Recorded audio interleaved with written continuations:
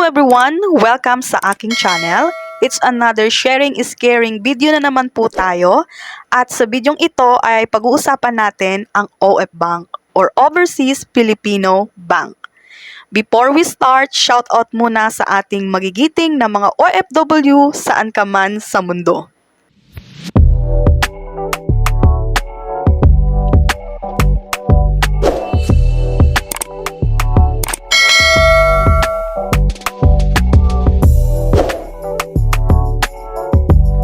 Ano nga ba ang OF Bank? OF Bank is a digital-only and the first branchless government bank sa Pilipinas. OF Bank is a savings bank of Land Bank of the Philippines. OF Bank is created for overseas Filipinos and overseas Filipino workers or OFW at sa kanilang mga beneficiary. Ang purpose ni OF Bank ay makapag-provide ng banking products, services through digital platforms and online banking. Kung ikaw ay isang OFW na kasalukuyang nasa ibang bansa o nasa abroad, o isang OFW na paalis pa lamang at wala ka pang bank account at nagpaplano kang mag-open account sa OF Bank, ang bidyong ito ay para sa'yo. Tapusin lamang ang video para sa mga idea at karagdagang kaalaman tungkol kay OF Bank. Safe po bang mag-open account at mag-ipon kay OF Bank? Yes po, dahil si OF Bank ay regulated ng Bangko Sentral ng Pilipinas at ang inyong deposito ay secured ng PDIC up to 500,000 per depositor. Isa sa kagandahan kay OF Bank is no minimum deposit and no minimum balance. Ang tanong, kasalukuyan po akong nasa abroad. Pwede po ba akong mag-open account online? Yes po, pwede po kayong mag-open account online. I-download lamang po ang OF Bank app sa Play Store. Paano nga ba mag-open account online sa OF Bank? Panoorin ang susunod na video at sundan ng step-by-step procedure, i-provide ang mga information na hinihingi. I-ready nyo na rin po ang inyong mga valid ID tulad ng passport, UMID, PRC, at any government IDs na available. Disclaimer lamang po, ang video pong ipapakita ko sa inyo ay courtesy of OF Bank, credits to OF Bank. I do not own nor claim the rights this video I share for educational purposes only. So, without further ado, let's get started.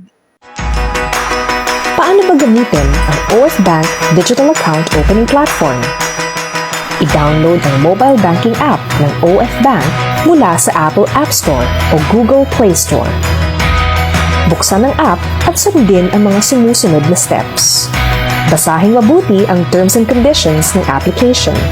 I-click ang box sa itaas at pindutin ang next para sa susunod na step.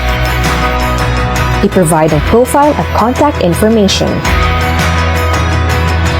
Click Next. Mag-nominate ng user ID. Click Next. Mag-set ng password. Click Next. Makaka-receive ka ng one-time PIN or OTP sa registered mobile number. Ilagay ito at i-click ang Submit within 5 minutes. Makakatanggap ka ulit ng isa pang OTP para naman sa registered email address. Ulitin lang ang naunang steps. I-click ang Submit. Para sa security ng account, mag-nominate ng 3 security questions. To complete your profile, sagutan ang lahat ng mga ito.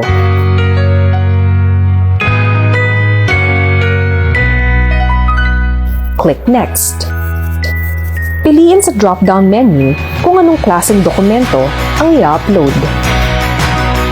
Gamit ang Zoom Identity Check. Kumuha ng selfie at sundin ang instructions sa app para sa identity verification. Click Submit pagkatapos mong ilagay ang ID number. I-review ang mga inilagay na account details at i-click ang Edit kung may gusto kang palitan. Click Confirm. Congrats! Kumpleto na ang OF Bank account application mo. Paano naman mag-deposit sa iyong bagong OF Bank account? With your cash, pumunta sa pinakamalapit na remittance company, Visa Direct Partner o bangko.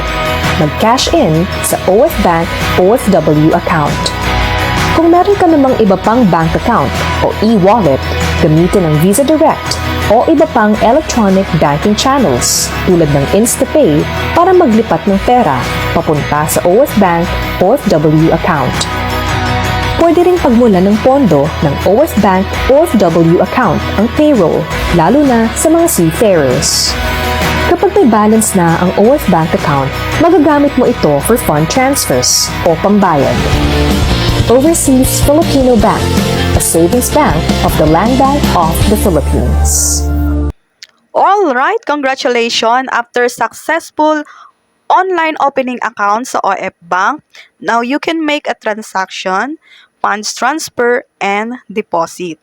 Para po sa mga OFW na hindi pa makukuha ang kanilang mga ATM, dahil kayo po ay nasa abroad pa, huwag po kayong mag-alala dahil once po na umuwi kayo sa Pilipinas ay mawi-withdraw nyo po lahat ng savings nyo over the counter sa Land Bank at makukuha nyo na rin po ang inyong mga ATM card. At gaya nga po ng nasabi ko, safe na safe po si OF Bank dahil si OF Bank ay regulated ng Bangko Sentral ng Pilipinas at ang inyo pong mga deposits or mga savings ay secured ng PDIC up to 500,000 per depositor. At ang kagandahan kay OF Bank is no minimum deposit and no minimum balance. Funds transfer limit is 50,000 per day. Imagine, hindi ka na mag-aalala kung mag-zero balance ang inyong bank account. But, take note, paalala lamang po, para maiwasan po natin ang dormant account o ang mag-close ang account, ay make sure po sa 6 na buwan or hanggang 1 taon ay meron po tayong transaction na magaganap kahit pa paano mag-deposit po tayo ng kahit any amount. So, dalawa lamang po ang pagpipilian nyo. Use it or lose it. So, pag hindi nyo po ginagamit ang inyong mga bank account, natural po na magko-close po yan. Kaya, ipakita nyo po kay OF Bank na active kayo kahit po magkano ay lagyan nyo ng laman ng inyong mga bank account kahit 100 pesos. Okay na yon. At least, alam ni OF Bank na buhay pa yung may-ari. Char. At least, active pa yung account. Paano nga ba maglagay ng laman sa OF Bank para sa mga OFW yung nasa abroad? Para sa mga OFW yung nasa Middle East, especially Saudi, alam ko pong familiar kayo sa STC Pay. So, ang sahod ko po ay pumapasok sa STC Pay at from STC Pay, transfer ako ng pera sa aking OF Bank. From STC Pay to OF Bank.